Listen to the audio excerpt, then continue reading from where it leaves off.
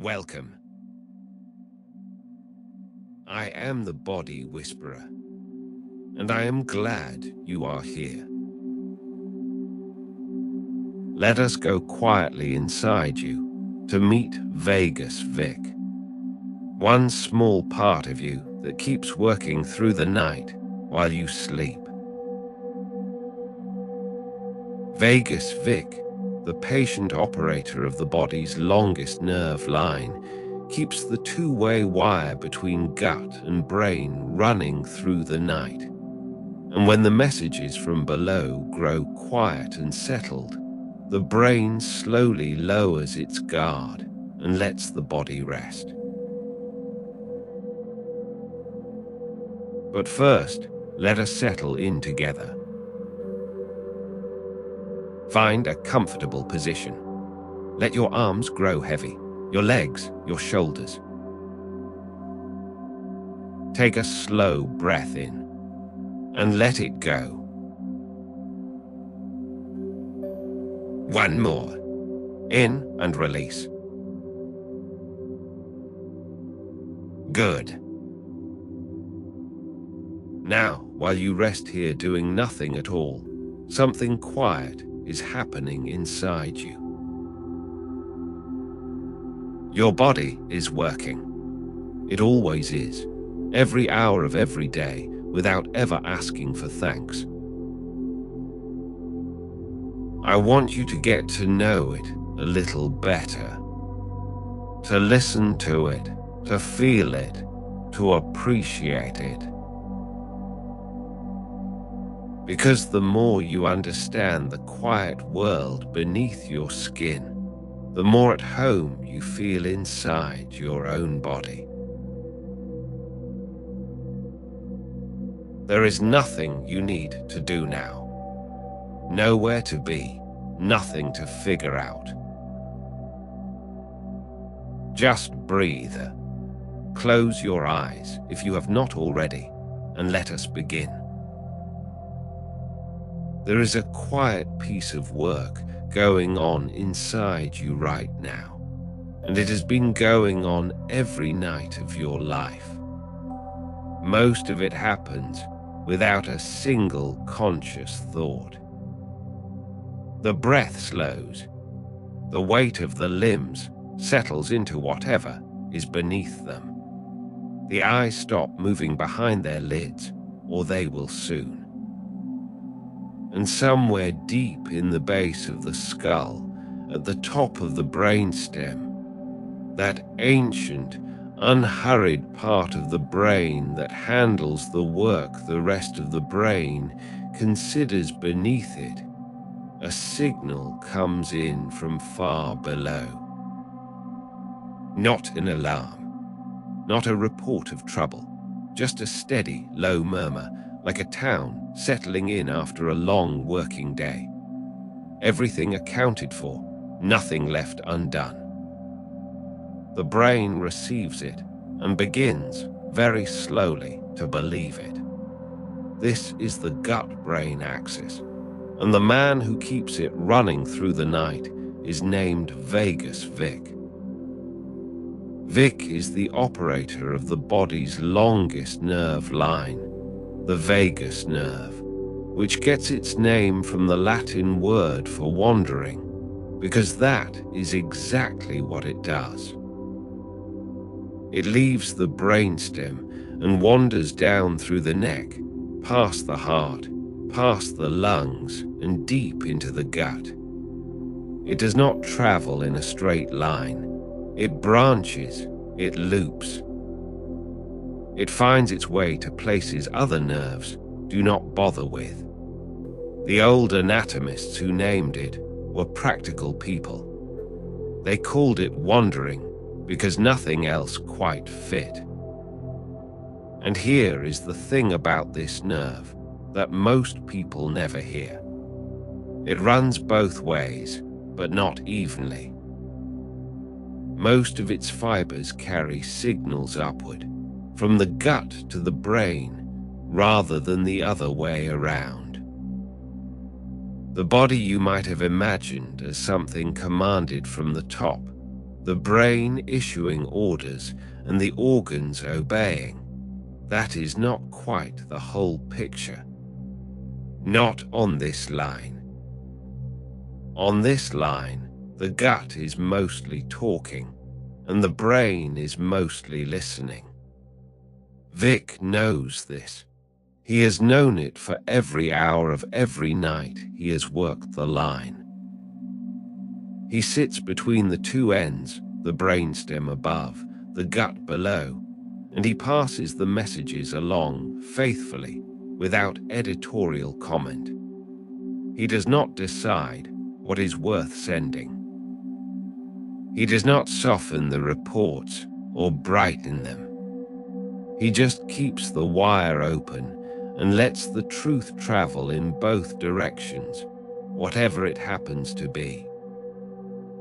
Down in the gut, on this particular night, the city is quiet. That is the word for it, a city. The gut is home to something like a vast colony of microorganisms, bacteria mostly, but a great variety of them, living in the warm dark of the intestines, going about their own business, entirely indifferent to the world outside the body. The man who tends that colony is called Frank. Frank is the city planner of the gut, a long, coiled figure wound into a friendly spiral, his face at the top end of the coil, his small arms resting comfortably at his sides. His job is infrastructure. He builds the lining of the gut, he decides which residents go where, and he feeds the good ones. He does it with fiber, the rough, slow, undigestible parts of food that pass through the small intestine and arrive in the large intestine, still largely intact, where the colony is waiting. Fiber is Frank's raw material and his philosophy at once. He has a saying he is fond of, offered in the long, calm sentences of someone who has never once been in a hurry. Slow is fast enough. He means it about fiber. It feeds the colony gradually, without a surge or a crash. He also means it about the gut itself. A gut fed steadily and well sends steady, well-measured signals up Vic's line. And a brain that keeps hearing steady, well-measured signals from below is a brain that slowly lowers its guard. That is the one true thing at the heart of what happens here each night. A settled gut sends settled signals. The brainstem receives them and passes the word upward. The higher brain, that busier, more anxious part of the organ that spends the day reviewing everything that could still go wrong, begins to hear something different coming in over the line. Not silence. Not nothing. Something more useful than silence. The sound of a system in order, a colony tended, a lining intact, a city that has nothing urgent to report. And the brain, which is very good at responding to what it hears, responds to that. The breath slows without being asked. The heart finds a longer, easier rhythm. The muscles that have been holding the body together all day loosen their grip, just slightly, just enough. The brainstem, which has been managing the body's background systems since before the rest of the brain was fully formed, takes the incoming signal and does what it was always built to do with news like this. It rests. Vic keeps the line open through all of it. He is not dramatic about his work. He would not describe it as dramatic. He would say, if pressed, that he is simply the man on the switchboard, the one who makes sure that when the gut has something worth saying, the brain gets to hear it, and that when the brain has something to send back down, the gut receives it too. The line is quiet now. Not silent, never entirely silent, but quiet enough.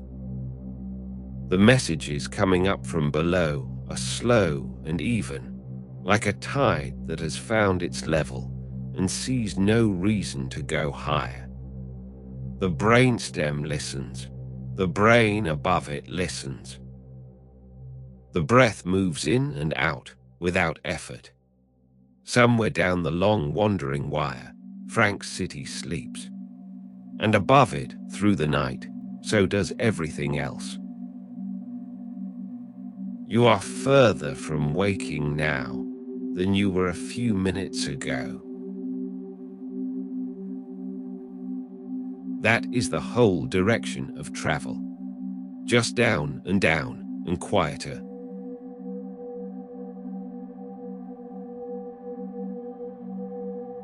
The brainstem sits at the very base of the brain, where the skull narrows to meet the spine. It is one of the oldest parts of the brain in the body's long history.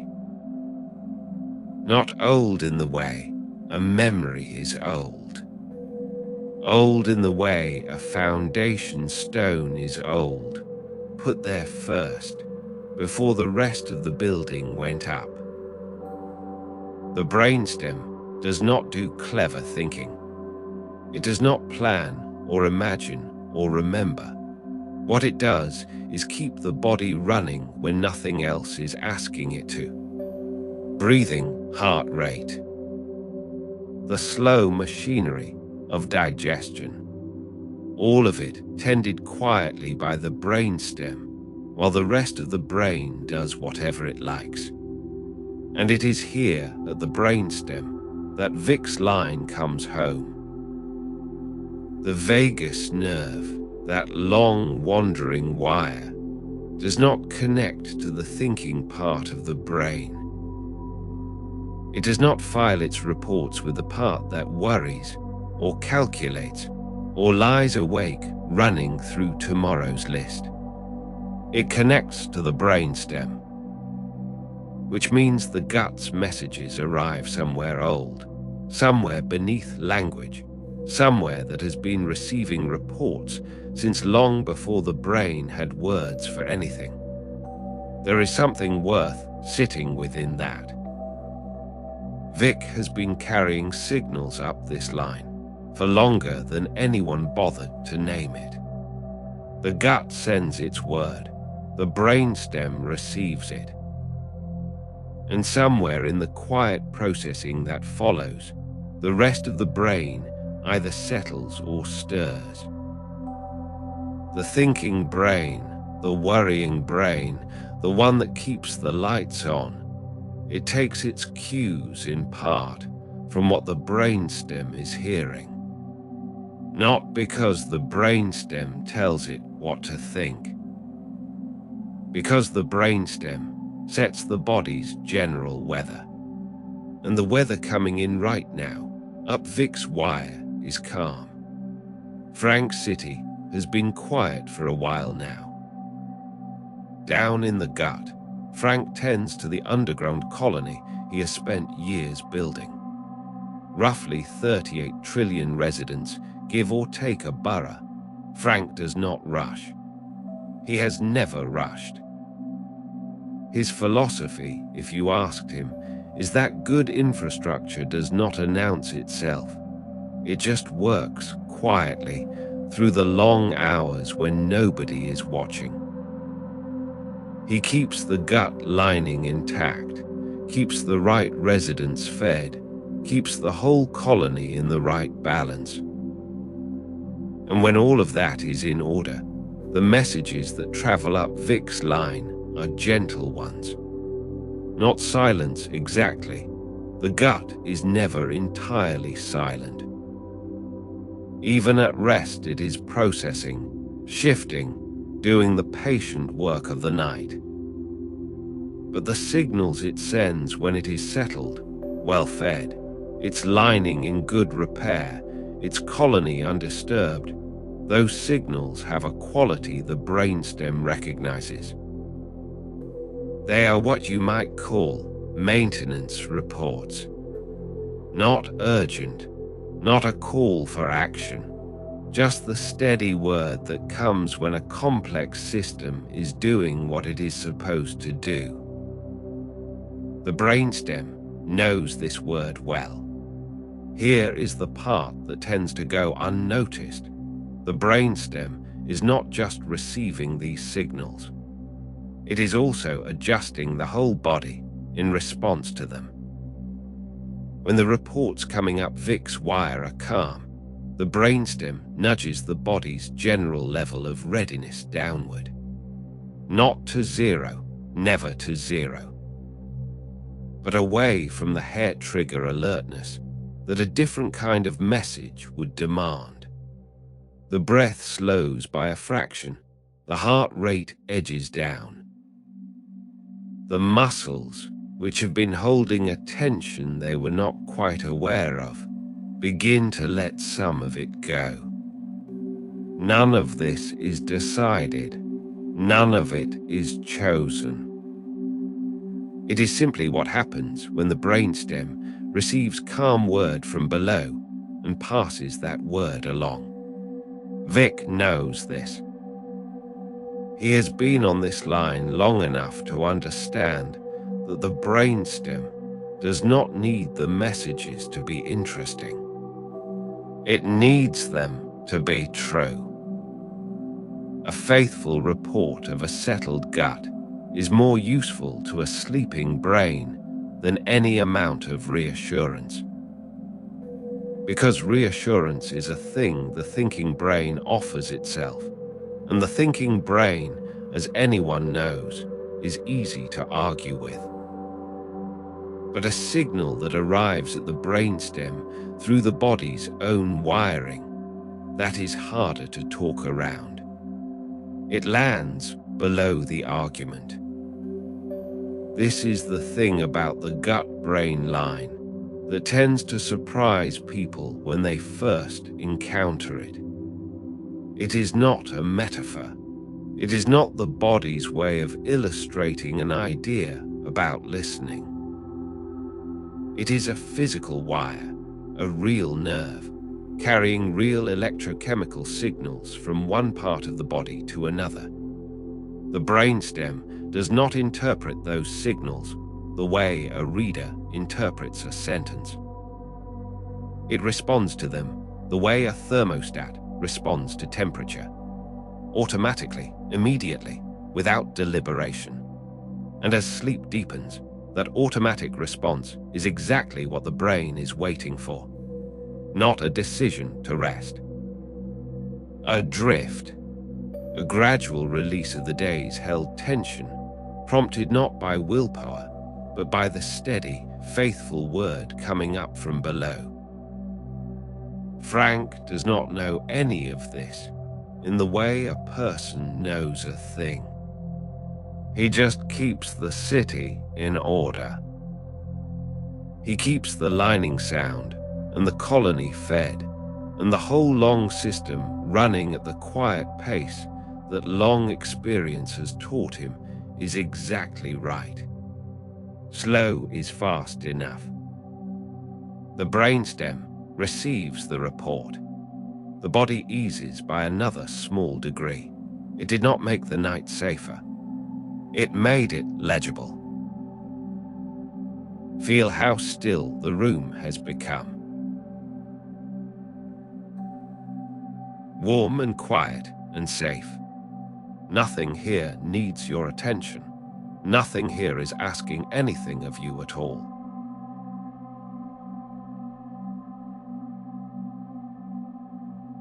The brainstem received the message. Now comes the question of who sent it. Down in the gut, the situation is not simple. It never has been. The gut wall, a long, folded tube of living tissue, is not merely a passage for food. It is, in its own quiet way, one of the most densely wired surfaces in the body.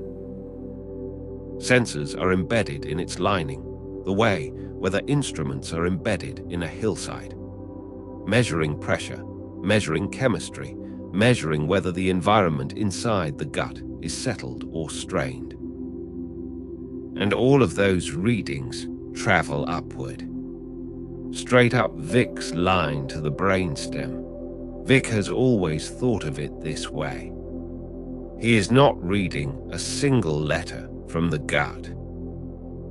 He is reading a whole where the station's worth of continuous, overlapping reports. And the station, right now, through the quiet hours of early sleep, is sending something remarkably calm. This is where Frank comes in. Frank is the city planner of what lives inside that gut. Not the gut wall itself, but the vast colony that resides within it, somewhere in the range of tens of trillions of individual microbes, organized into communities so elaborate and specific that calling them a population barely covers it. Frank prefers the word city. Cities have neighborhoods. Cities have infrastructure. Cities have a relationship with their environment that either holds together or doesn't. Frank's city right now holds together. Here is the thing. When Frank's colony is well fed, specifically, when it has access to the kinds of plant fibers that its residents prefer, something almost architectural happens. The bacteria that digest those fibers produce a set of small molecules as a byproduct. Short-chain fatty acids, they are called, meaning compounds with a short carbon backbone that the gut wall can actually use as a direct energy source. They are less a waste product and more a kind of tribute paid to the city that houses the colony. The gut wall cells consume them. They use them to maintain the tight junctions, the close, interlocked connections between cells that keep the wall sealed and intact. A sealed gut wall is, for Vic's purposes, a quiet gut wall. When the lining holds firm, the sensors embedded in it are not picking up chemical disturbances from the inside of the colony leaking where it shouldn't. They are not registering irritation or the presence of something out of place. They are registering ordinary maintenance, normal operations. The kind of report that, when it travels up the vagus nerve to the brainstem, translates to something like, all districts accounted for, nothing requiring attention, carry on. Frank does not put it in quite those words. Frank's sentences tend to run a little longer, a little more philosophical. He would say something about the nature of slow work, how the fiber he laid down earlier, the long hours of bacterial processing, the quiet production of those short-chain fatty acids, none of it happened quickly. None of it was supposed to. Slow is fast enough, he would say, and he would mean it without any sense of resignation. He would mean it as a structural principle. The gut is not built for urgency. The gut is built for duration. Vic knows this, and Vic knows what it means for the signals traveling upward. When Frank's colony is settled, when the wall is intact, when the bacterial production is running at its ordinary pace, the messages that reach the brainstem are low in chemical charge. They do not spike. They do not carry the kind of information that asks the brainstem to escalate anything. They carry something closer to baseline confirmation, a steady read. The kind of reading that the brainstem, in its ancient and wordless way, interprets as permission. Permission to dial down the body's readiness. The heart is allowed to slow its rate slightly. The muscles are allowed to loosen their held tension. The breath is allowed to find a shallower, more even rhythm. None of this is decided anywhere. There is no committee. The brainstem simply responds to what the line is telling it, the way a thermostat responds to the temperature in the room. The signal comes in, the setting adjusts. What nobody tells you, and what is worth sitting with for a moment in the dark, is that this process began hours ago.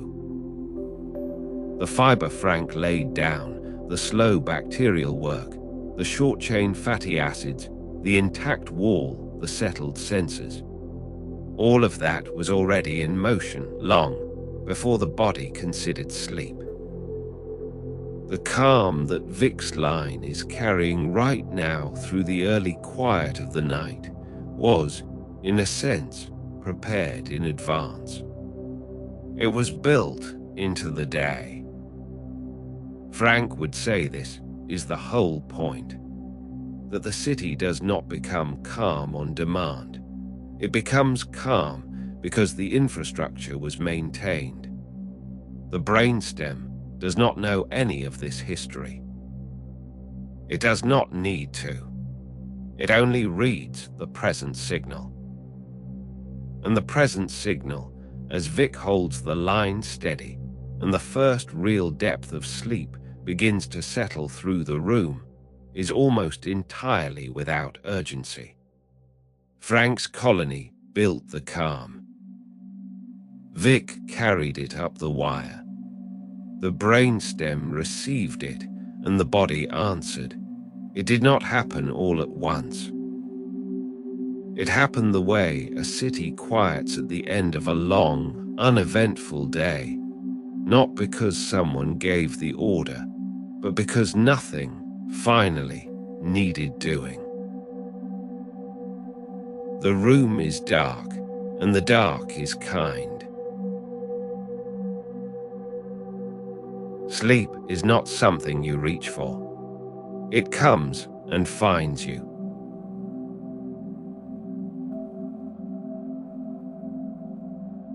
And so the city rests. Not empty, a city is never empty, but quieted to the hum of maintenance, the kind of low-grade industry that needs no announcement and asks for nothing in return. Frank would say that is the whole point. Somewhere in the warm interior of the gut, in the lining that Frank tends so carefully, something else is happening. Something that most people never think to connect to sleep, or to the brain, or to the long wire that Vic runs between them. But it is one of the most quietly remarkable arrangements in the whole body. Meet Sam. Serotonin Sam is, in appearance, a smooth, rounded shape, warm amber yellow, curved the way a molecule looks when it is very much in motion, even while standing still. He has worked the gut lining for as long as Frank has been building there. His job is to keep the mood current steady. He is tireless about it. He would be the first to tell you so, and very nearly the last, because Sam does not actually talk that much when things are going well. He just works. Here is the thing about Sam that most people miss entirely. When they think about the brain's mood chemistry, they picture it happening up in the brain, in those folded grey corridors where thought lives. And some of it does happen there. But a very large share of the body's serotonin, a chemical that helps regulate mood, appetite, and the body's sense of its own ease, is made right here, down in the gut, in the very lining that Frank tends. That is not a footnote, it is the point. The gut is not just sending mechanical updates up Vic's line, reports about pressure, stretch, the state of the wall. It is also, through Sam's work, producing a signal molecule that threads its way into the whole system's sense of balance. A settled gut, fed and lined and calm, keeps Sam's production steady. And steady Sam keeps the whole circuit quieter. Vic knows this. He has always known it, not because someone told him, but because he runs the line. He feels the quality of the signals that come up from below, the way a telephone operator in an old exchange could tell, without listening to the words, whether the call was relaxed or strained. A line where Sam is working steadily has a different character from one where Sam is struggling. Vic notices, he passes it on. Now, and this is where it gets genuinely interesting, Sam is not the end of the story.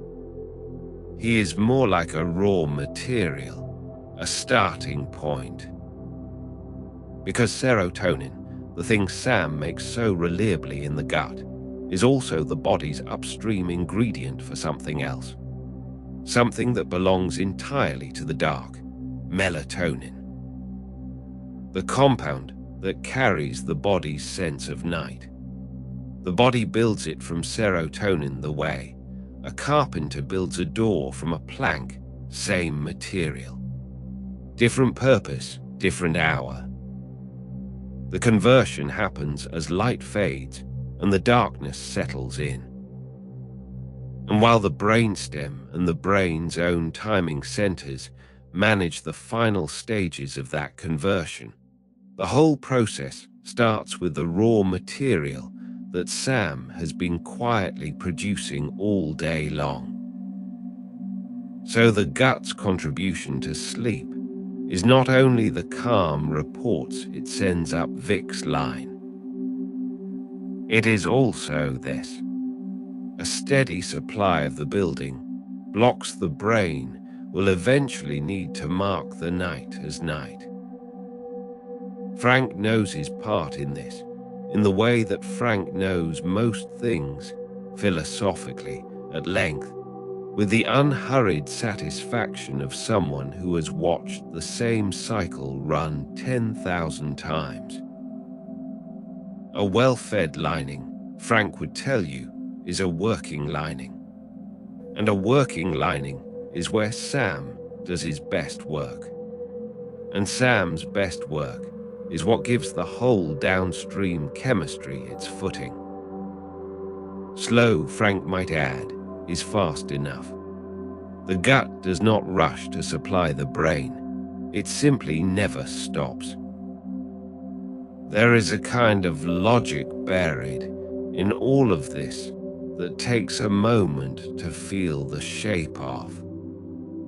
The brain sits at the top of the body. The gut sits far below it. And yet the brain, when it comes to the chemistry of ease and of night, is in a very real sense downstream of the gut, dependent on what rises up through Sam's steady labor. Informed by what Frank's colony sends along through the wall. The brain is not being commanded. Sam informs, he does not dictate. The brainstem receives the signal, reads it, and responds, but the response is its own. What the gut provides is less like an order and more like a weather report filed in good faith from a reliable station. The brain reads the report. The brain decides. Only the report, through the long, quiet hours of a settled night, keeps saying the same thing. All is well below, the lining holds, the supply is steady, the colony is quiet. And a brain that hears that, hour after hour, from a source it has learned to trust, eventually does the only sensible thing. It lets go. Vic knows this hour, the one where the reports stop being news and start being something more like reassurance. He does not mark it. He does not need to. It arrives the way the best things do, without announcement, without fanfare, without anyone giving the order. It did not make the night a story. It made it a fact. Your arms are heavy. Your legs are heavy. That heaviness is the good kind, the kind that means the day is finally over.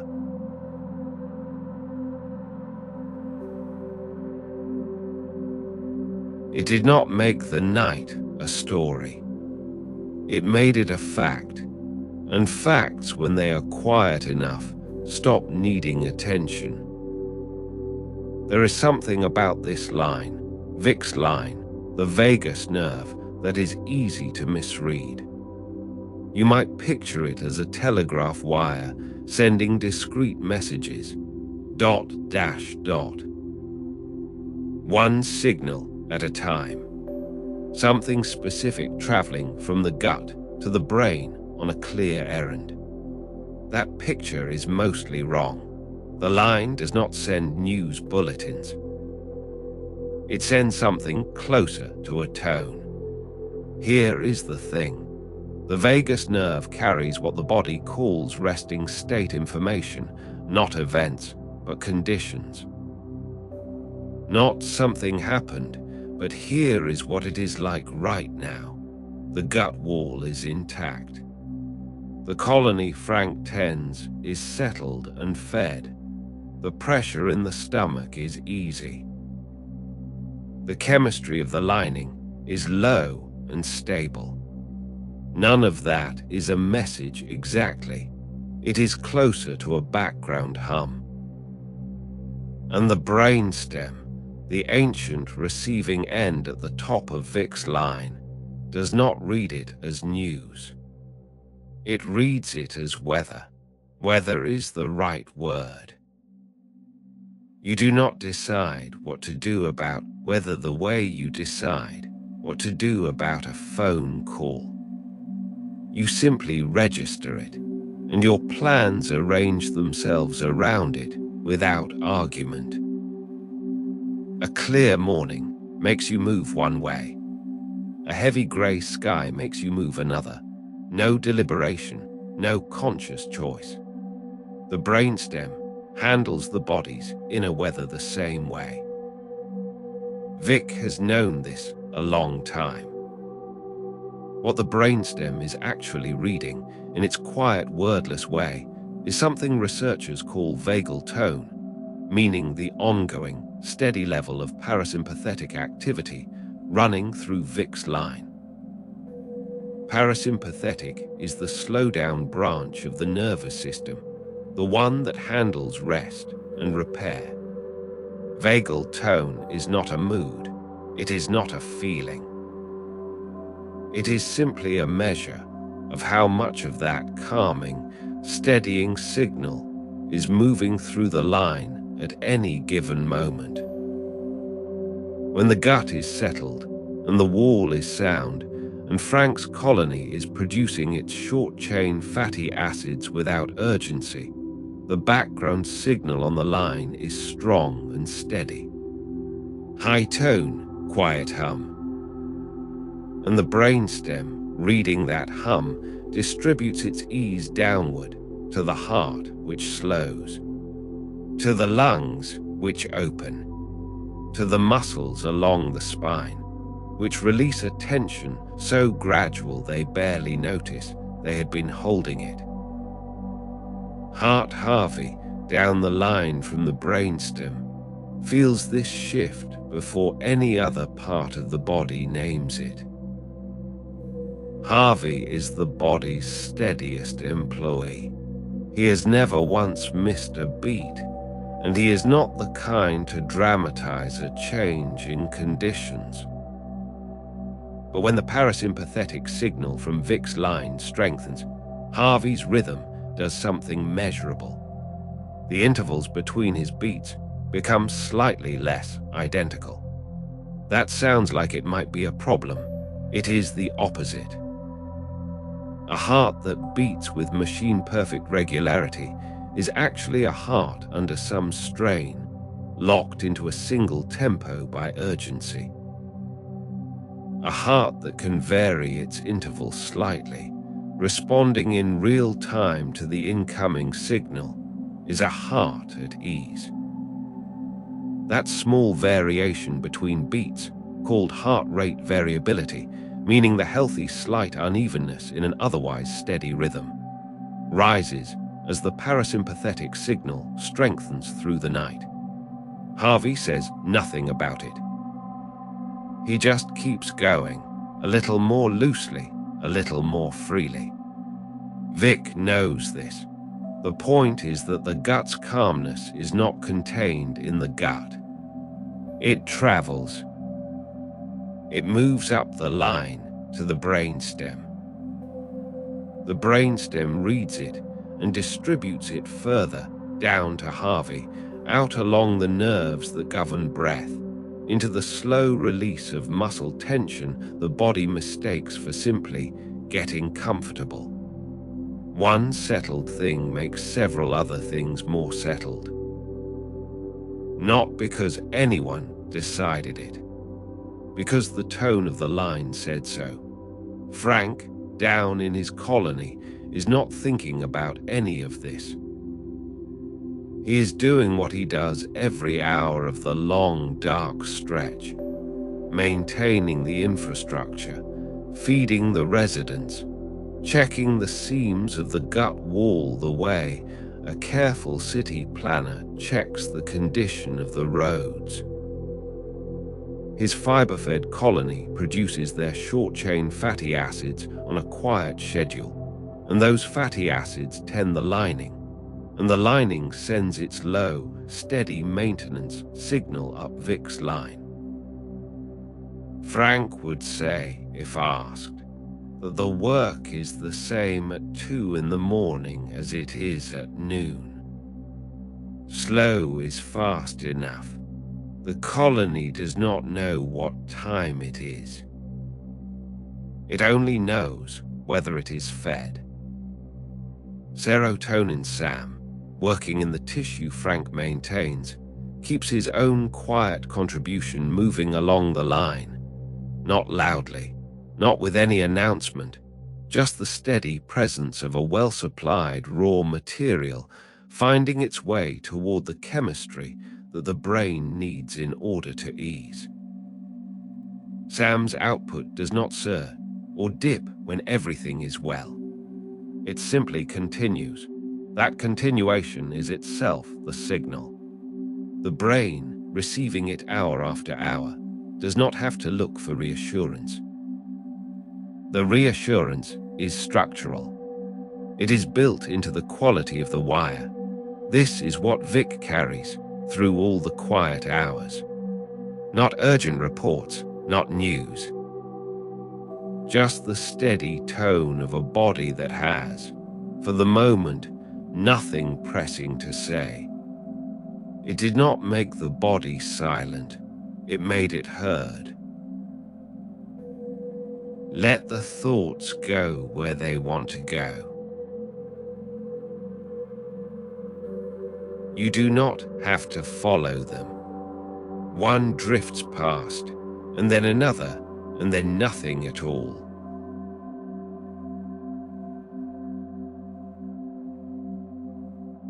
There is a conversation happening in the body that has no words in it at all. Not metaphorical words. Not even the kind of electrical shorthand that scientists sometimes translate into language for convenience. What travels up Vic's line is older than language, older than thought. It is pressure and chemistry and the slow mechanical reporting of a wall in good order. The brainstem receives it the way a thermostat receives a temperature reading. It does not deliberate, it does not consider, it simply adjusts. And here is the part that is easy to miss. Most of what the gut sends up, that line, is not about anything going wrong. It is not a complaint. It is not a warning. It is something much quieter than that, a kind of continuous, unremarkable accounting. The gut wall is intact. The colony below is fed. The passage of the last meal has slowed to the long, unhurried work of the small intestine doing its careful sorting. All of this arrives at the brainstem not as news, but as the absence of news. And the absence of news, in the body's oldest language, means exactly one thing. Vic knows this. He has been moving these messages for the whole of the day, but it is only now, as the body lies still, and the gut's workload settles into its nighttime rhythm, that the line carries almost nothing else. No crowding from the noise of movement. No competing signals from a gut still working hard on a late meal. The line runs clear, the way a country road runs clear in the small hours, and the brainstem, receiving that clarity, distributes it.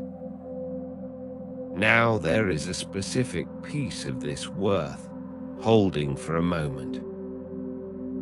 The gut has its own web of nerves, a mesh so extensive and so capable of local decision-making that some call it the body's second brain, though that name flatters it slightly and confuses people. It is not a second brain. It is more like a very competent local government. It can run the gut's own affairs, the waves of muscle movement that carry food along, the secretion of digestive fluids, the management of blood flow to the gut wall without asking the brain above for instructions. This local government is called the enteric nervous system, meaning the nerve system of the intestines. And here is where it gets interesting. The enteric nervous system runs its own operations quietly all through the day, and much of the time it does not need Vic's line at all. But when Vic's line is open and the gut is settled, the two systems, the local government below and the brainstem above, are in a kind of loose agreement. Not a transaction.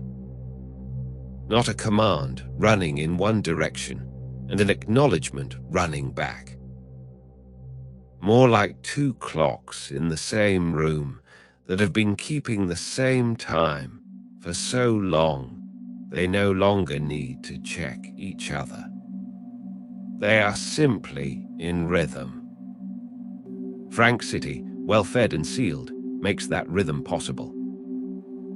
Fiber broken down by the colony into short-chain fatty acids, small molecules that serve as fuel for the gut wall's own cells, keeps the lining tight and the local government calm.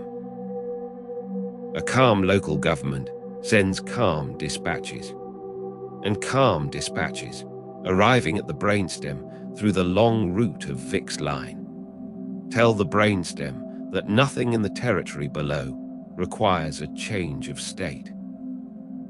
No mobilizing, no redirecting of blood, no lifting of the body's readiness.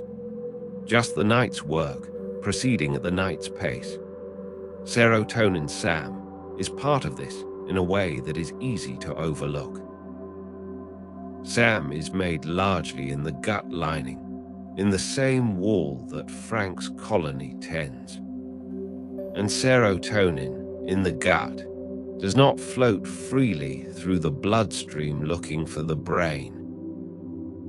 It works locally within the gut wall itself, helping to coordinate those long, smooth waves of muscle movement, the ones that carry everything slowly forward.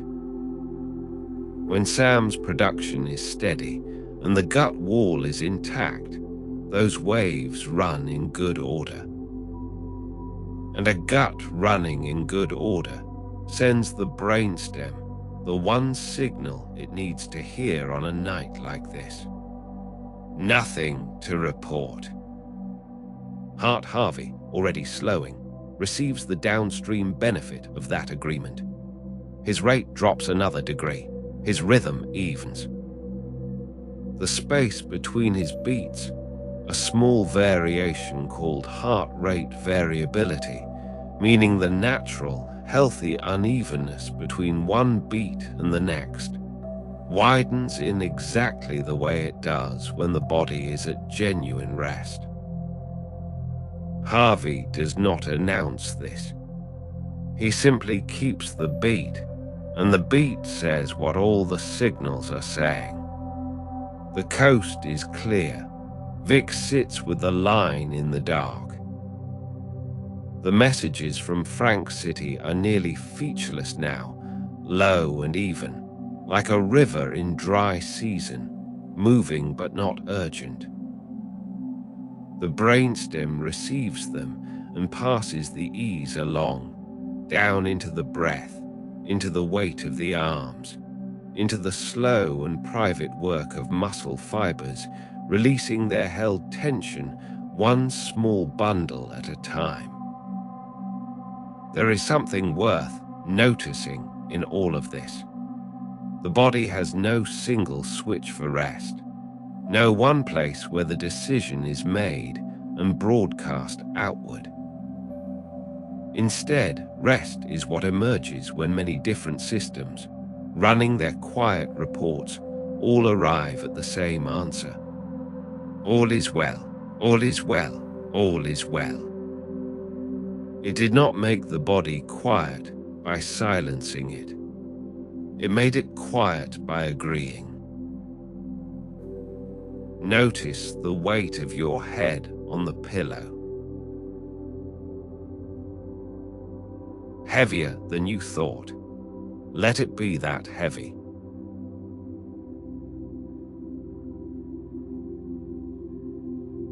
There is a kind of knowing that happens without words. Not a decision, not a thought. Just a slow accumulation of small evidence. The way you trust a room because nothing bad has ever happened in it. The brainstem works like that. It does not receive one signal and act. It receives thousands across hours and weighs them the way water weighs a stone, not all at once, but steadily until the shape of things is clear. And the gut has been sending its quiet word upward long before the body ever lay down. Here is what often goes unremarked. The gut does not operate on the brain's schedule. It keeps its own. Frank's colony below has a clock of its own, tied to meals and movement, and the long, slow chemistry of fermentation. When fiber arrives, real structural fiber, the kind that travels all the way down intact, the colony gets to work. The fermentation is unhurried. The short-chain fatty acids, those small helpful compounds the colony makes from fiber, do not arrive in a burst. They arrive in a patient, rolling wave, hours after eating, feeding the gut wall slowly, maintaining it the way a good landlord maintains a building. Not dramatically, just consistently. That consistency is the message. Vic knows this. The gut wall sends its signals upward not because something has changed, but because nothing has. That is the whole point. The maintenance is quiet. The wall is intact. The colony is fed. The signal traveling up the vagus nerve line is not news. It is the absence of news. And in the body's private language, no news is the best possible word. The brainstem receives it that way.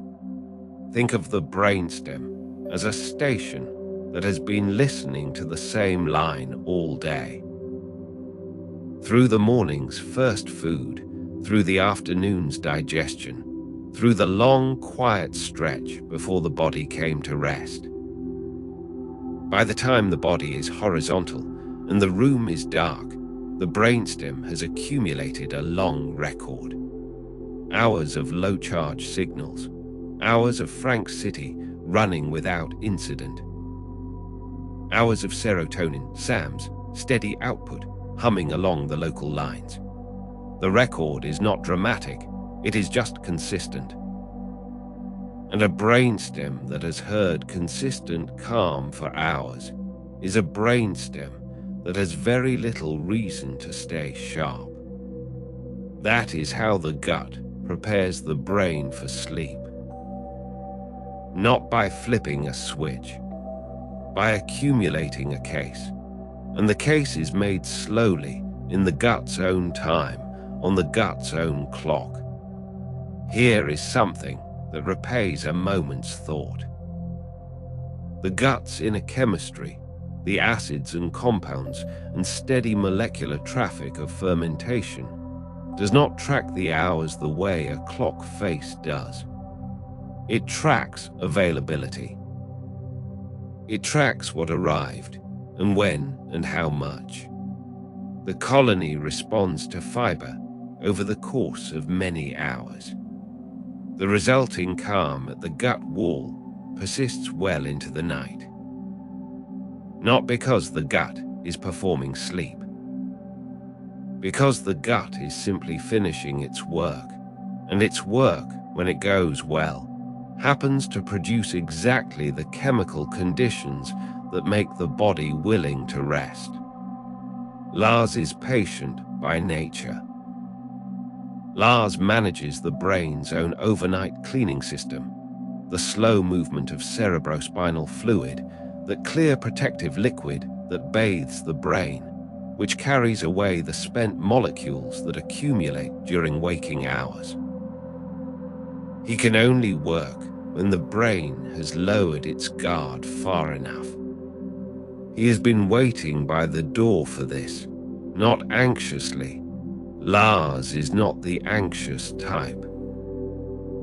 But he has been waiting, with the particular focus of someone who knows the work cannot begin until the conditions are right.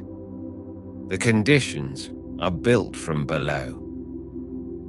Every hour that Frank's colony has been settled, every hour that the gut wall has held steady, every hour that Serotonin Sam has maintained his quiet local production, all of it has been arriving at the brainstem as a long, unbroken argument for stillness. The brainstem does not announce when it has been persuaded. It just begins quietly to let things slow. The breath is a little longer now. The space between heartbeats has widened, unhurried. Harvey, that most stoic of workers, steady in his deep crimson chamber, has felt the shift. His rate has eased. The variability in his rhythm, the small, healthy fluctuation that tells the whole system the body is at rest and not at ready, has risen the way a tide rises, without a moment you could point to. Vic keeps the line open. He does not take credit for the quiet. He just passes the signals along, the way a good operator passes calls, faithfully, without editorializing, without slowing them down. The messages from below have been the same for hours. Settled, sealed, maintained. The brainstem has heard them long enough now that it has stopped asking whether they will change. This is what the gut does for the brain that no one quite thinks to name. It does not deliver sleep. It makes the ground ready. It has been making it ready since the day's last meal, in the slow rolling chemistry of fermentation and maintenance, in the patient work of Frank's colony feeding the wall, in the unchanged report traveling upward through Vic's long line. By the time the body is still and the room is dark, the argument has already been made. It did not happen at bedtime. It happened across the whole quiet day. You are drifting now, slowly and gently, the way a small boat drifts from the shore. No hurry, no direction to hold.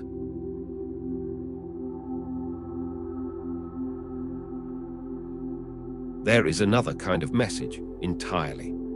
All of this, Frank's fermentation, Sam's steady chemistry, the long rolling tide of low-charge signals, happens at the level of molecules. Tiny, invisible, chemical. But the gut also speaks in a much older language. A language the body was using long before it had anything resembling a thought. It speaks in pressure. When the gut is settled and its work is mostly done, the walls of the digestive tract hold a particular kind of physical stillness. Not rigid, not slack. Just a gentle, even tension, the kind a room holds when nothing in it needs moving. The gut wall has sensors for exactly this. Small, specialized nerve endings woven into the gut lining itself, always reading the mechanical state of things. How stretched, how compressed. How the muscular walls are moving, or, more to the point, how quietly they are moving. Those sensors feed directly into Vic's line. Vic, steady at his post along the longest nerve in the body, receives their reports the same way he receives the chemical ones. He passes them upward. The brainstem, that ancient, unhurried receiving station, reads them and files them with everything else. What the brainstem learns from pressure is not complicated. A gut wall that is moving easily, squeezing gently in its slow, rhythmic way, a process called peristalsis, meaning the coordinated muscular wave that moves contents through the digestive tract, is a gut wall that is not in distress. The rhythm of peristalsis through a settled evening gut is slow and even. Long pauses between waves, no urgency, no sharp, repeated contraction. The brainstem knows this rhythm. It has known it since long before anyone could put a name to it. And here is the thing. The gut does not have to announce that it is settled. It does not send a signal that says, all is well. What it sends is the absence of the signals that would mean otherwise. The sensors are quiet. The pressure is even. The contractions are slow and far apart, and the brainstem, receiving nothing alarming, files a long, unbroken record of ordinary mechanical function, and translates that record into permission. Permission for the breath to slow a little more. Permission for the muscles along the spine to release the last of their held all-day tension. Permission, eventually, for lymphatic Lars, patient as he always is, waiting with his equipment near the door of the brain's maintenance room to begin his own work. Lars runs the brain's overnight cleaning system, a process the body calls the glymphatic system, meaning the network of fluid channels that flushes the brain's accumulated waste while the body is horizontal and at rest. He cannot begin until the brain has genuinely lowered its guard. And the brain does not lower its guard by deciding to. It lowers it in response to the accumulated case made from below, chemical, now mechanical, hour upon patient hour. Lars, to his credit, is philosophical about the weight. He understands that the brain is not stalling. It is listening. Vic knows this. The mechanical signals and the chemical signals do not arrive separately and get tallied up somewhere. They arrive together, woven through the same long line, contributing to the same continuous hum of tone that runs from the gut to the brainstem and back. The brainstem does not sort them. It reads the composite, the whole quality of what is coming up the wire, and it adjusts the body's readiness accordingly. This is why the gut's physical state matters as much as its chemistry. A gut that has been asked to work hard late in the day, moving a large meal through, managing an unfamiliar load, produces more frequent and more forceful mechanical signals. The contractions are closer together. The stretch sensors fire more often. None of this is catastrophic. The gut handles it. But the brainstem, receiving a busier mechanical report, keeps a slightly higher level of readiness. Not much, just enough to stay attentive to the line. And a gut that has had time to settle, that received its last significant work hours before the body became horizontal, sends the opposite. Long, easy intervals between contractions, stretch sensors at rest. The mechanical voice of the digestive tract dropping toward a murmur. Frank, the city planner below, does not think about any of this. He thinks about fiber and wall maintenance and keeping his underground colony in good order. But the downstream consequence of his careful work is exactly this. A gut that finishes its main work early, keeps its wall in good repair, and settles into a slow, even physical rhythm as the hours pass. The mechanical signals that travel up Vic's line from a well-maintained gut are not the signals of a system straining to keep up. They are the signals of a system that has done its work and is resting. The brainstem receives them hour after hour and adjusts accordingly. Harvey's heart follows, his rate drifting lower, his rhythm evening out in the way it does when the long parasympathetic signal has finally had time to spread. The breath follows too. Not because anyone commanded it, because the body, reading its own long internal record, found nothing that needed answering. That is what the mechanical language of the gut actually carries, not news, not warnings. Just the steady, physical testimony of a system at ease. It did not make the night quieter, it made it earned. There is no next thing. Nothing waiting on the other side of this moment. Just the weight of the blanket and the slow, easy breath.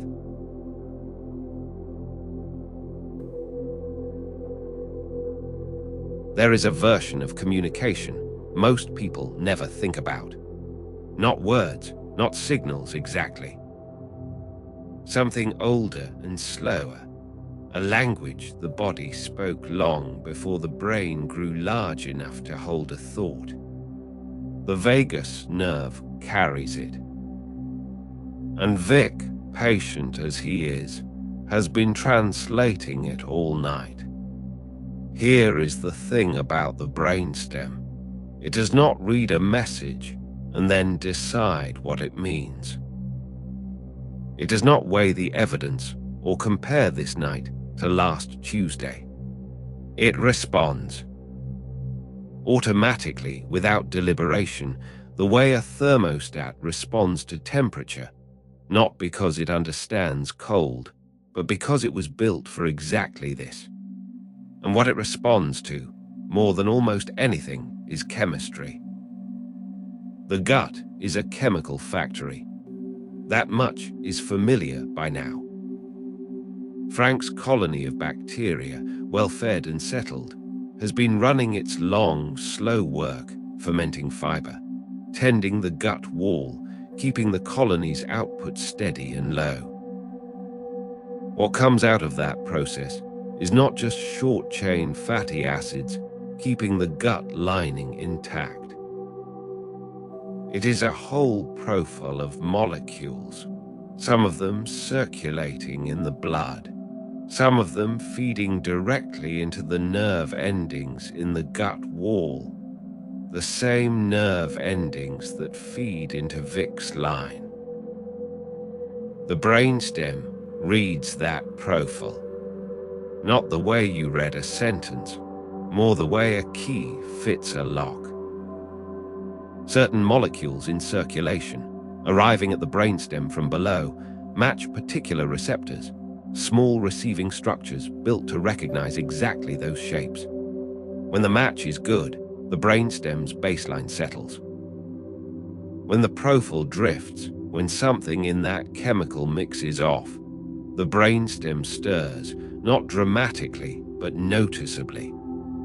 A slight rise in readiness, a small upward tick in the body's background hum. This is what nobody tells you about the gut-brain axis. It is not just a nerve conversation. It is also a chemical one running in parallel. Two channels on the same line, carrying the same essential message from different directions at once. Vic knows this. Serotonin Sam is part of this story too. Sam's output, that steady, warm amber production happening mostly in the gut lining Frank maintains, does not simply stay local. Some of it enters the broader circulation, where it becomes part of the chemical profile the brainstem is reading. Sam is not storming the gates of the brain. He does not cross the blood-brain barrier in meaningful amounts, but his presence in circulation, his steady contribution to the body's chemical environment, is part of what the brainstem's receptors recognize as familiar, as settled, as ordinary and undemanding. Still Sam keeps producing, still Frank's wall holds, still the profile stays calm. And the brainstem, reading it, does what it always does when the profile is calm. It adjusts the dial downward. Slower breath, lower readiness, a body that does not need to be ready for anything. Here is the quarter turn this moment asks for, though. The brainstem is ancient, far older, in the language of evolution than the rest of the brain above it. It manages breathing, heart rate, and the basic business of being alive. It does not participate in memory, or reason, or the quiet anxiety of a list you forgot to finish. Those belong to the floors above. The brainstem's job is simply to keep the machine running at the right speed. But here is what makes this remarkable. The floors above, the parts of the brain that do remember, that do carry the unfinished lists, they are influenced by what the brainstem reports upward. The signal does not stop at the brainstem. It keeps going. The chemical profile the gut delivers, translated first by the brainstem, gets passed along in a quieter form to the regions above, where the sense of ease or unease eventually settles in. So when Frank's colony is calm and Sam's production is steady, the brainstem translates that into a low, even background signal, and that signal reaches, in time, the parts of the brain that carry the day's remaining noise. Not loudly, not as a command, as weather, the way afternoon light tells you without saying a word that the day is ending. Lars is waiting in the background. He has his mop. He has his tidy appreciation for what happens when the brain finally quiets enough to let him do his work. When the cerebrospinal fluid can flow through the brain's narrow channels and carry away the day's accumulated debris. That work cannot begin in earnest until the floors above go still. And those floors go still, partly, because the brainstem below them has been receiving a calm chemical report from the gut for hours. The chain runs long. Frank tends the wall. Sam's production stays steady. The chemical profile arrives at the brainstem. The brainstem settles. The settling moves upward. The brain's upper floors begin, finally, to quiet. Lars does not rush. He has learned, over many long nights, that the quiet comes when it comes. You do not hurry chemistry. You do not hurry a key finding its lock. Vic knows this dark. He has sat on this line through enough quiet hours to understand that the brain does not give up its noise all at once. It releases it in layers, the outer noise first, then the middle, then the deep hum underneath. Each layer quieter than the last. It did not make the body simpler to understand. It made it more honest. Your hands are open and resting. Your feet are warm. The whole body is settling, one small piece at a time.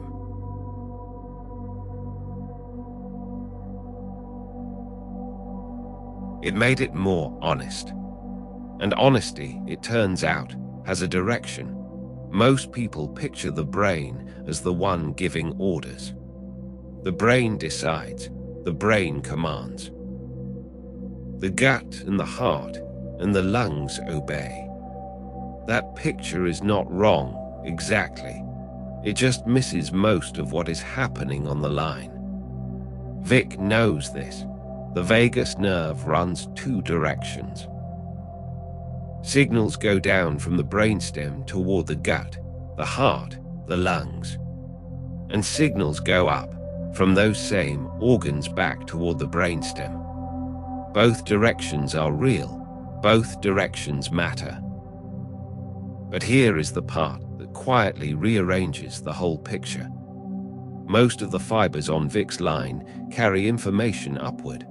Gut to brainstem, body to brain.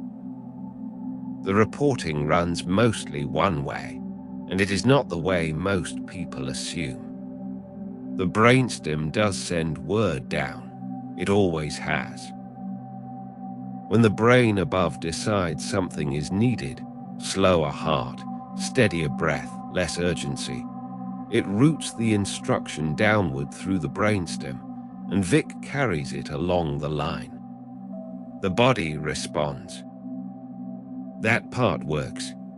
It is real and it is important, but the brainstem is also almost always listening. It is listening to Frank's gut colony, which by this hour has been sending low-charge reports for a long time. The colony is fed and settled. The gut wall is intact.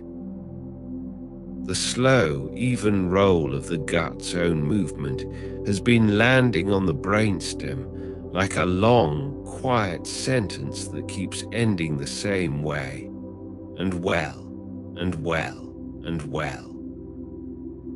The brainstem has been taking that in, not deciding anything about it, just receiving.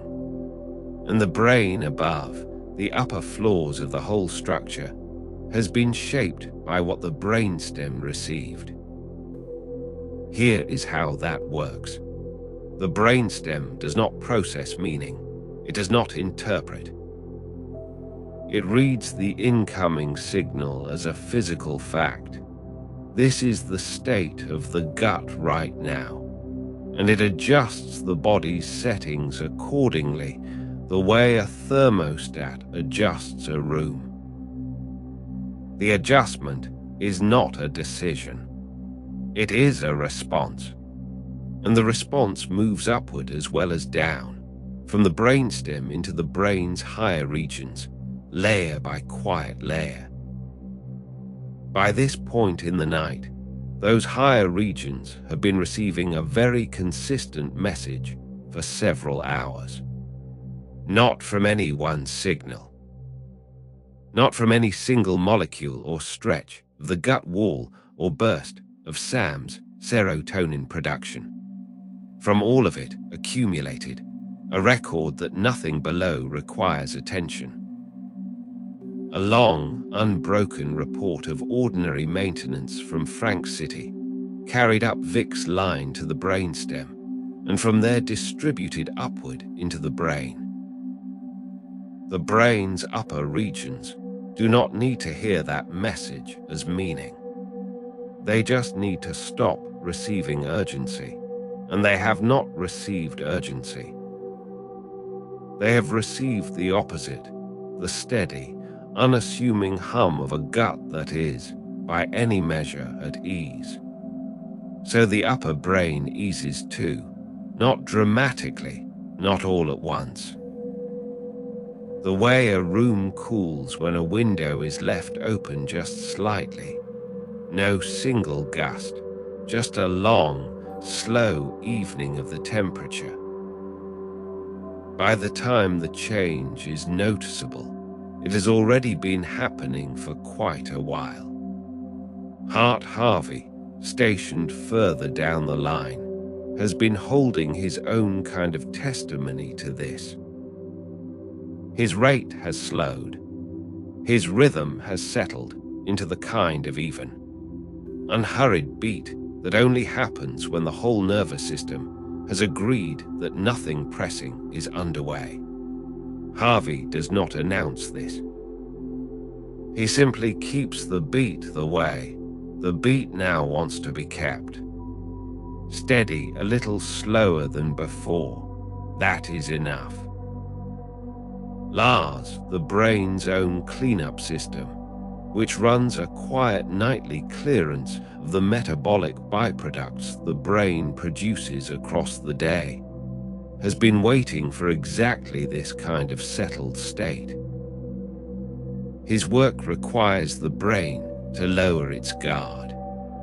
It requires the system to stop bracing. And the signal that tells the brain to stop bracing does not come, in the end, from a decision. It comes from the gut, up Vic's line, through the brainstem, into every level of the brain above. Lars, professionally, does not comment on the weight. He simply begins when the conditions are right, and the conditions are made right by a chain that started in Frank's colony hours before the body was horizontal. Vic's job is not to originate any of this. He carries it. He keeps the line clear. The signal from below is the signal. Vic is the wire. And the wire has been doing its work all evening, all through the day before that, passing the gut's long report upward to a brainstem that was, in its own ancient and wordless way, always going to be persuaded by the body before it was persuaded by anything else. The brain thinks it runs the show. And in many ways it does. The thinking, the planning, the attending to what is in front of it. But the show's mood, the show's weather, the low background frequency on which everything else sits, that comes from below. From the gut. From Frank's settled colony and Sam's steady output, and the long peristaltic rhythm of a body at rest. The brain is, in the end, partly downstream of its own gut. It did not make the brain less important. It made the gut more necessary. Let the back settle into the mattress. Let it take your weight completely. It has been waiting all day to do that.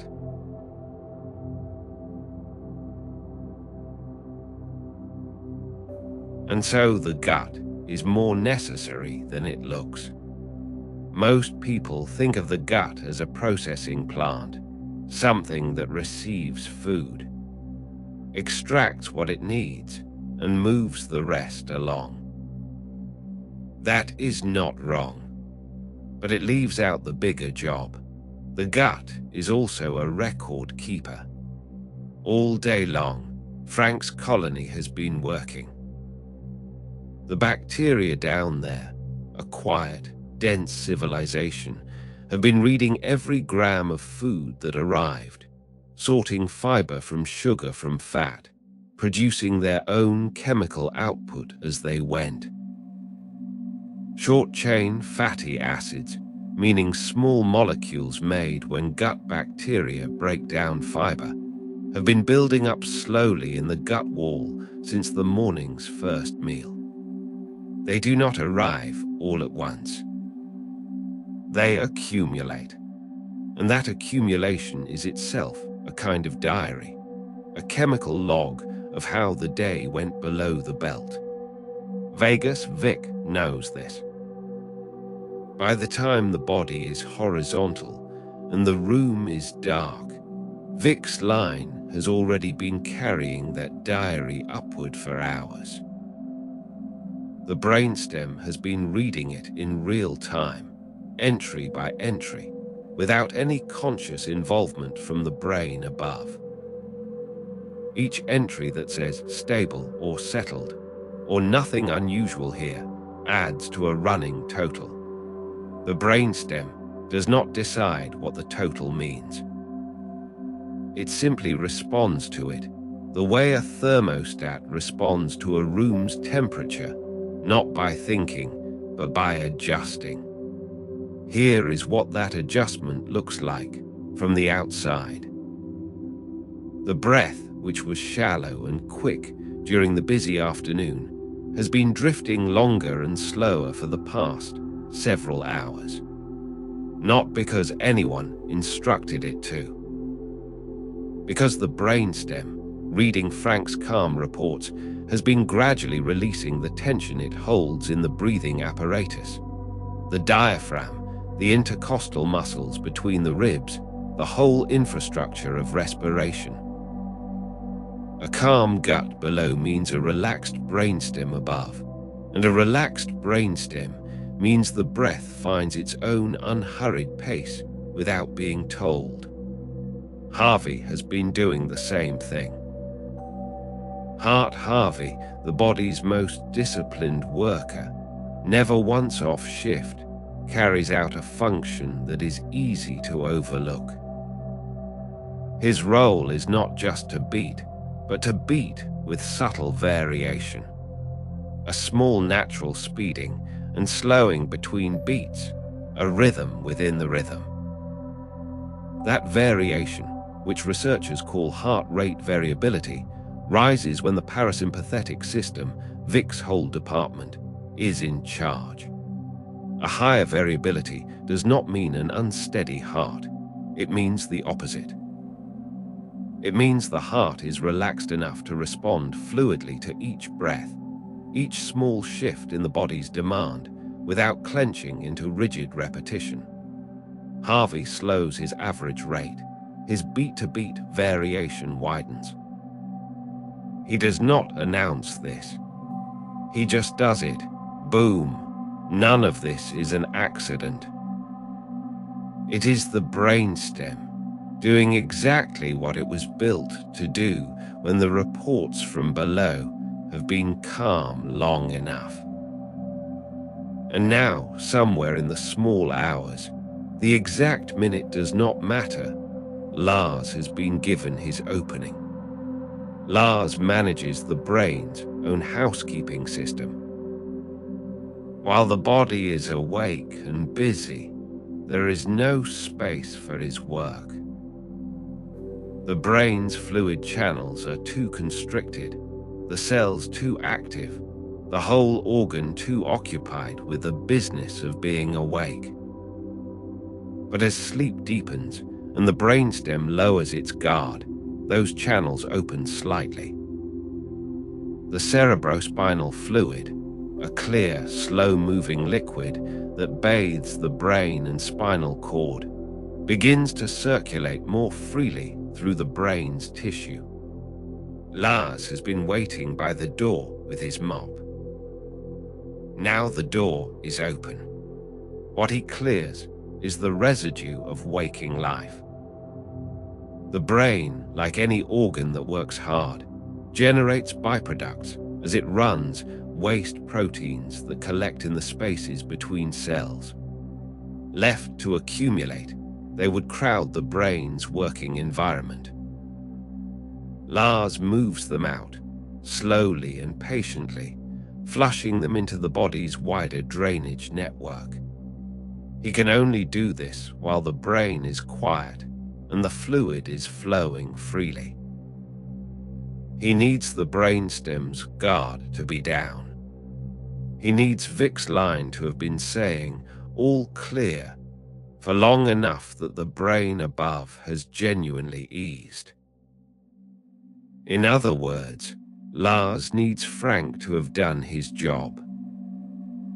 A settled gut, well fed on fiber through the day, producing its calm stream of short-chain fatty acids and low-charge nerve signals, feeding Sam's steady serotonin output, sending an unbroken record of low urgency up Vic's line to the brainstem. All of that is what opens the door for Lars. The housekeeping cannot begin until the reports from below have been calm for long enough. The brain's cleaning system depends, in a quiet and roundabout way, on what happened at dinner. Vic knows this hour. This is the part nobody pictures when they think about sleep. They picture the brain switching off.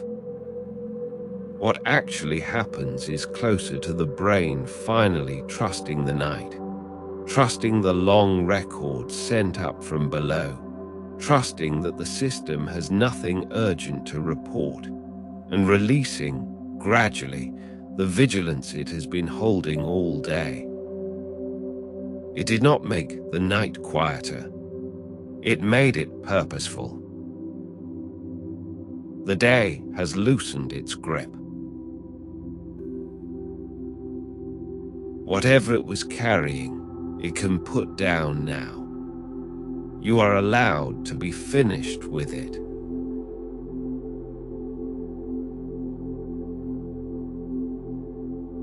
There is a place in the brainstem, a cluster of cells tucked near the base of the skull, small enough to fit on a thumbnail, called the nucleus of the solitary tract. The name sounds lonesome. It is anything but. This is where Vic's line terminates.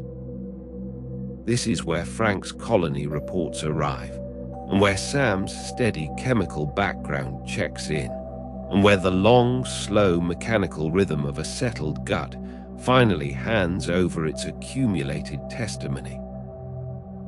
The nucleus of the solitary tract is, in plain terms, the body's first listening post. Vic knows this. Not every signal that travels up the vagus nerve carries the same weight. The brainstem has to sort them. A sudden pressure spike from the gut, the kind that follows a large meal, or a stretch in the gut wall that outpaces the ordinary rhythm, registers differently than the slow, even almost metronomic hum of a gut wall doing its quiet work at 2 in the morning. The first kind asks for a response. The second kind says, no response needed.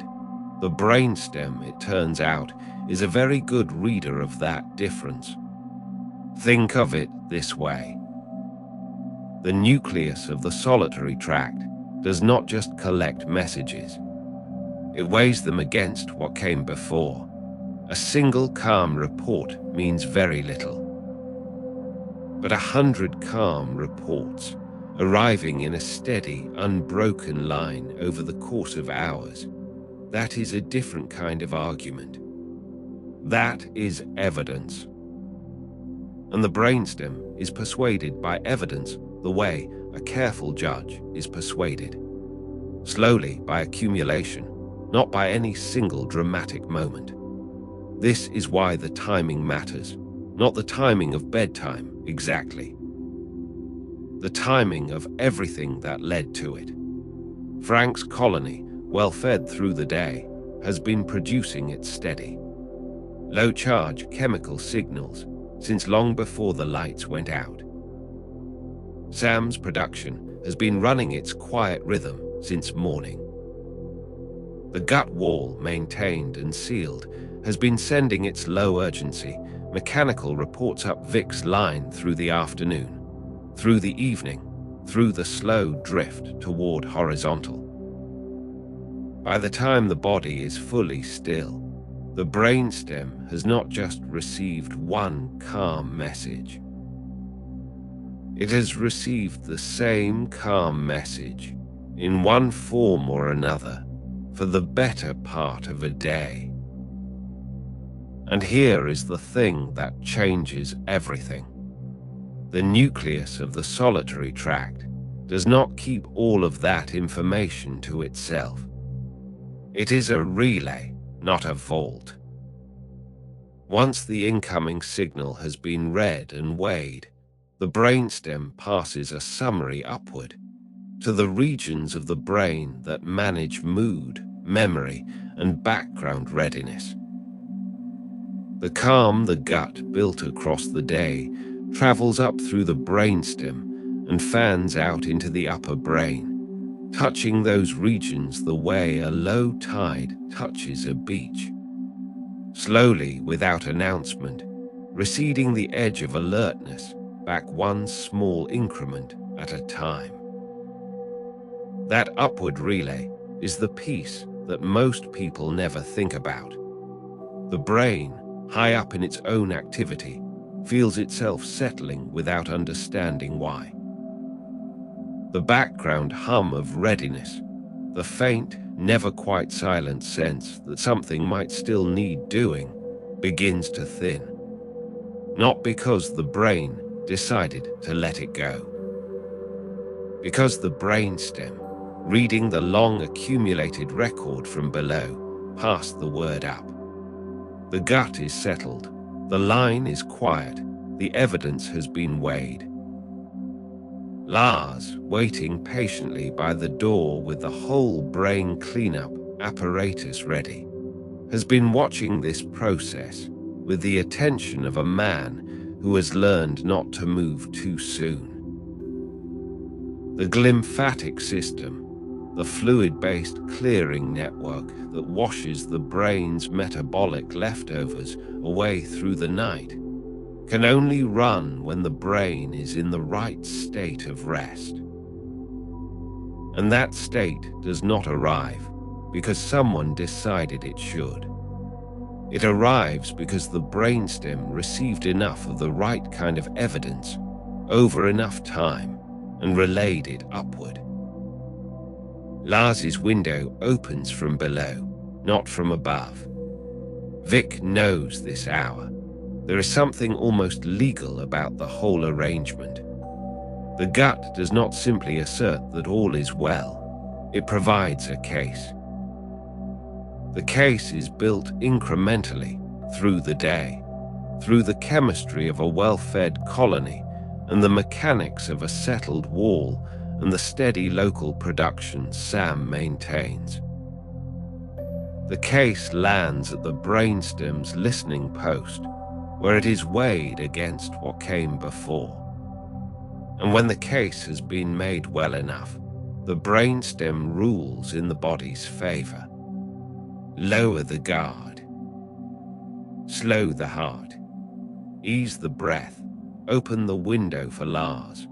Frank, if you asked him, would say this is simply how cities work. Infrastructure is never built for a single moment. It is built for the accumulation of ordinary days. The gut wall does not maintain itself for one night. It maintains itself for every signal it will ever be asked to send. The listening post at the base of the skull is only as reliable as the long, patient record it has been given to read. That is the whole design, not a switch, not a trigger. A case made slowly, over hours, arriving as a quiet verdict at the base of the brain. It did not make the night simpler, it made it earned. You are held here, resting and warm and safe. That is the whole of it. There is no other part you have missed.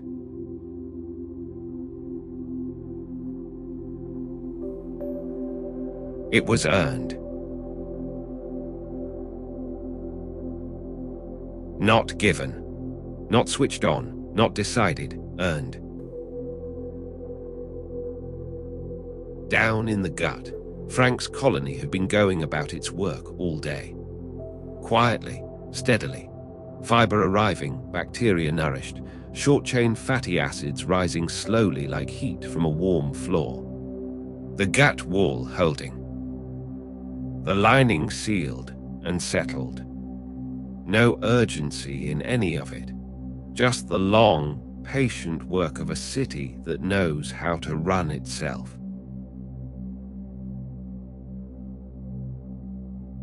And that work sent word up the line. Vic carried it, the way he always carries it, without hurry, without fanfare. One steady signal at a time, traveling the long wandering route from the gut all the way up to the brainstem. The brainstem, that ancient and tireless receiving end. The place where the body's first decisions get made before the thinking brain ever hears a word. The brainstem listened. It had been listening all day, and the story coming up the line was always the same story.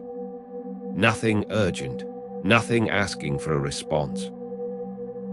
Just the low, even hum of a gut that had nothing alarming to report. Vic knows this. The brainstem took that story and passed it upward, layer by layer, into the quieter regions of the brain above. And those regions, hearing the same calm word repeated for hours, slowly let go of the readiness they had been holding. Not all at once, the way fog clears, gradually, patch by patch. Harvey's heart found its easy rhythm. The beat slowed.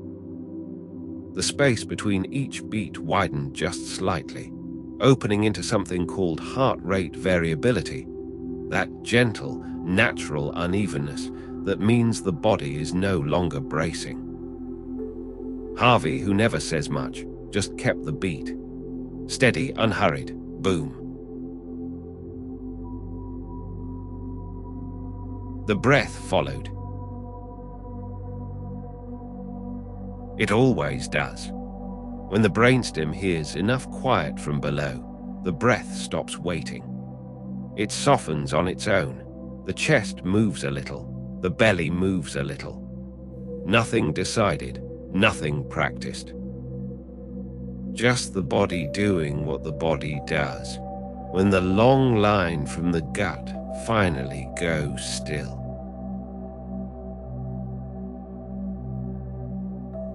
And Lars, patient Lars, who had been waiting by the door for hours with his work already planned, Lars began. The brain's own cleaning system, the one that only runs when sleep is deep enough, opened its slow channels. Cerebrospinal fluid, that clear and quiet liquid that bathes the brain, began its gentle movement through the narrow spaces between cells, taking with it the small debris that the thinking day had left behind. Not dramatic, not visible, just the quiet maintenance that the brain saves for the dark hours, for the deep hours, for exactly this. All of it came from below. Frank's steady colony. Serotonin, Sam's reliable production. Vic's patient carrying of the signal. The brainstem's long, unhurried reading of the case. The nucleus of the solitary tract, that first listening post in the brainstem, weighing the accumulated record of calm and passing its settled summary upward. No single moment that changed everything. Just hours of the same quiet word, arriving faithfully until the brain above had no reason left to stay alert. That is how the line goes still. Not in a rush. Not with a signal that says, "Now sleep." There is no such signal. There is only the long removal of reasons not to. Frank's colony nourished and quiet. The gut wall sealed. The stretched sensors in the gut wall, reading an easy, unhurried rhythm. The chemical profile circulating through the brainstem, matching the receptors that say, "Nothing to answer here." Layer by layer, the brain's upper regions thinned their readiness. The background hum of the thinking brain softened. The body, horizontal now, let its weight settle fully into the surface beneath it. The arms heavy. The legs heavy. The jaw loose. Vic holds the line. He always holds the line. Through the shallow hours and the deep ones. Through the long, slow middle of the night, when the gut's reports are barely more than a murmur. He does not put the line down. He does not step away. He just sits in the space between the gut and the brain, keeping the wire open, passing the calm word upward, letting the brainstem do with it what the brainstem has always known how to do.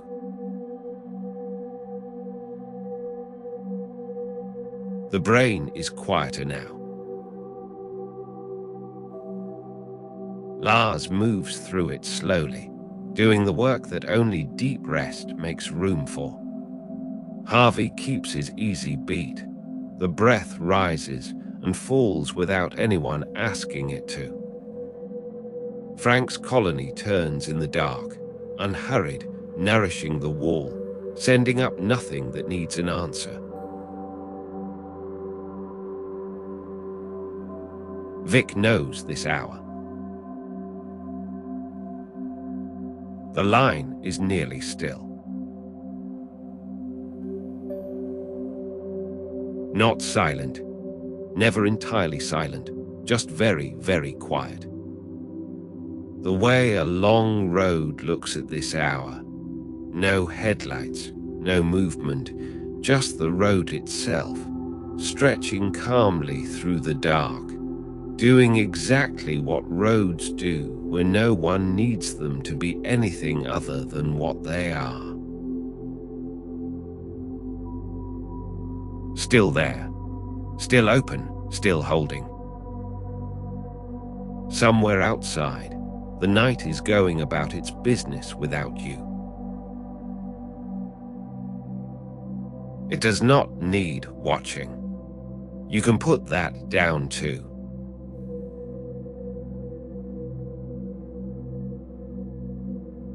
Still open, still holding.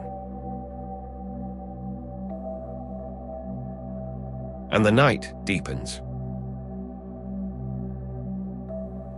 Not into silence, exactly. Into a slower kind of sound. The kind where everything that needs saying has already been said. And all that remains is the quiet agreement of a long, settled line. Down below, Frank's colony is at rest. The fiber has done its work. The short-chain fatty acids, those small, steady molecules built from what Frank's residents were given to eat, have done their slow work on the gut wall through the day and into the night. The wall is sealed. The colony is fed. There is nothing left to report. Frank is not a busy man at this hour. He is the kind of planner who finds satisfaction not in the doing, but in the having been done. The infrastructure holds. The zoning is quiet. The residents are settled in their lanes. Slow, Frank has always said, is fast enough. And here, at this depth of the night, slow has arrived and taken up its chair.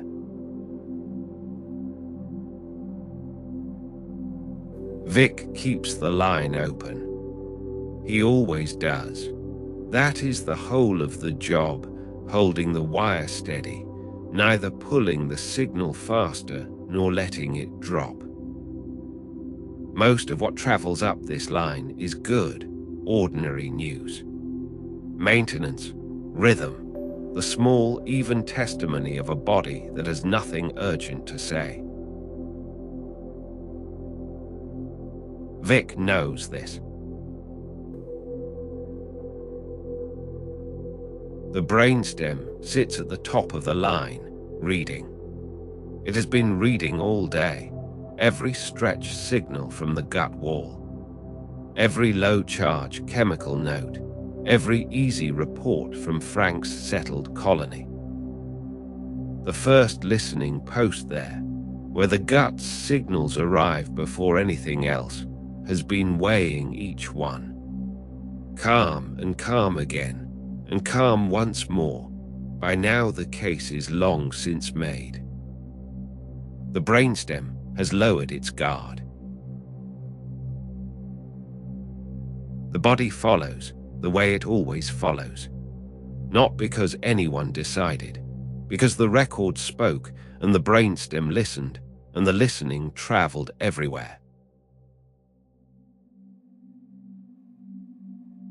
Harvey's heart keeps its own counsel at this hour.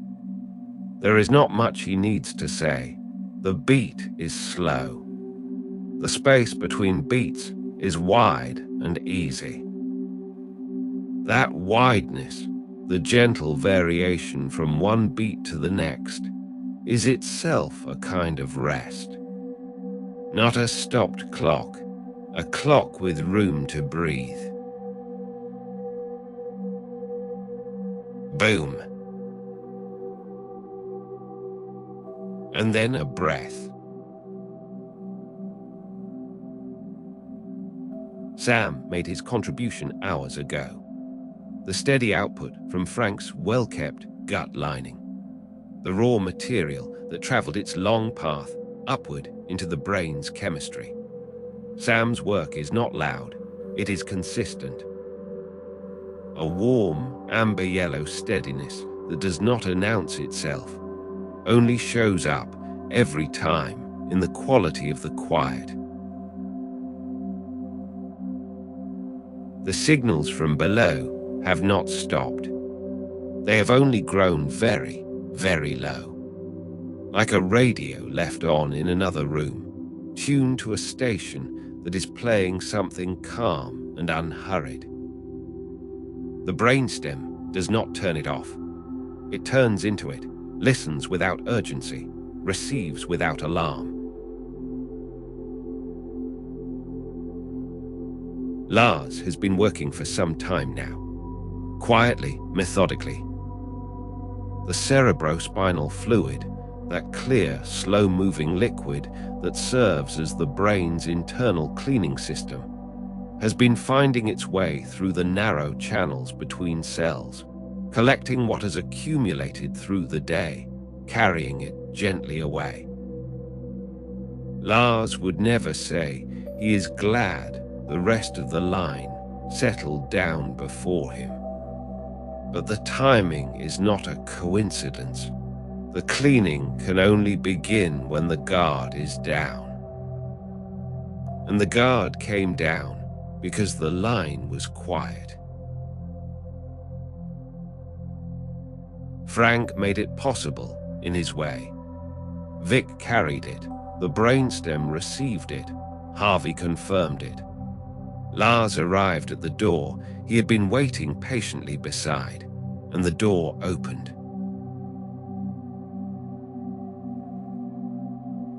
The whole long line, from gut to brainstem to brain, is at its lowest hum. This is not emptiness. It is the particular fullness of a system that has done what it came here to do. The breath moves in. The breath moves out. The chest does not decide this. The diaphragm rises and falls on old, unhurried instruction. The brainstem holds that instruction too, the oldest kind, the kind that never needed asking. Let the shoulders be heavy. Let the hands be still. The jaw has no work left. The eyes, closed now, are simply closed.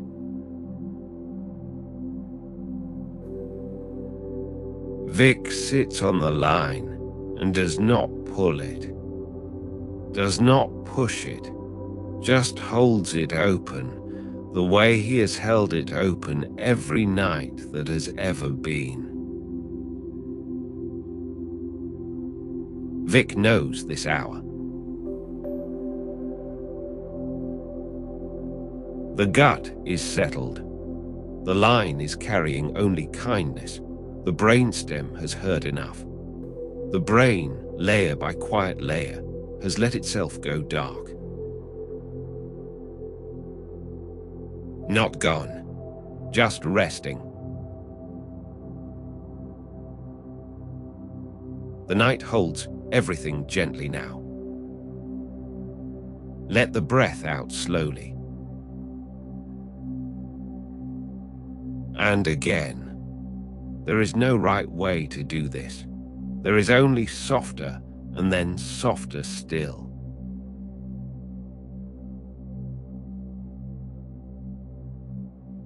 Just resting.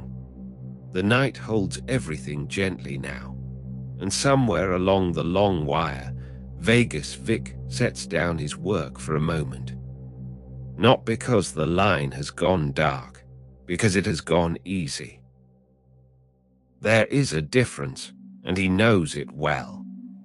A dark line means something is missing. An easy line means everything is present and asking nothing. This is the easy line. Frank's colony is settled far below, humming along in the slow, fermented dark of the gut. The city he tends has no urgent news to file. The gut wall holds. The short-chain fatty acids, those small molecules his residents produce from fiber, the ones that keep the wall sealed and the signals low charge, are doing exactly what they do best. Quietly, without announcement. Frank would say that is the only kind of good work there is. Slow is fast enough. Serotonin Sam has done his part through the long day, steady in the gut lining Frank maintains. The upstream pathway he feeds, the one that reaches eventually toward the chemistry of sleep, has been supplied without drama. Sam does not need to be thanked. He is already at rest in his own way, molecules doing the moving for him now. Heart Harvey holds the beat, not fast, not slow. Just right, with a gentle, natural variation between each pulse. The kind that means the whole system has let its guard down and allowed the body to breathe on its own terms. Harvey never says much about it. He keeps the rhythm and trusts the rhythm to say everything. Lars is at work in the brain, moving cerebrospinal fluid, the clear, slow river that bathes the brain through the narrow spaces between cells, carrying away the small waste proteins that accumulate across a day of thinking. He could only begin when the signals from below had been quiet long enough. They were. He did not wait longer than necessary. He is thorough and unhurried, and the brain, receiving no urgent word from the gut, no elevated readiness from the brainstem, gives him all the room he needs. And Vic sits at the center of all of it, the patient operator of the body's longest nerve line, keeping the wire open between gut and brain. The brainstem has received its accumulated case, hours of calm testimony from Frank City, carried faithfully up the line. It has done what brains do when the word from below is consistently ordinary. It has lowered its guard. It has let the body be. Vic knows this. The breath moves in the chest like a tide that has forgotten the shore. Slow even, not managed by anyone. While you sleep, Vagus Vic is already at work. He carries the gut's calm chemical diary up to the brainstem, signal by signal. So the brain keeps reading nothing urgent in the dark. Frank's colony continues its slow fermentation below, sending low-charge maintenance reports up the line, and Lars keeps the brain's cerebrospinal river moving, clearing the day's accumulated proteins from the spaces between cells. You don't have to do anything. Your body knows exactly what to do. It's been doing this work for your entire life. Every single night, so let it. Trust it. And as you drift deeper now, Vagus Vic will be here when you wake up. Quieter, calmer, better, sleep well.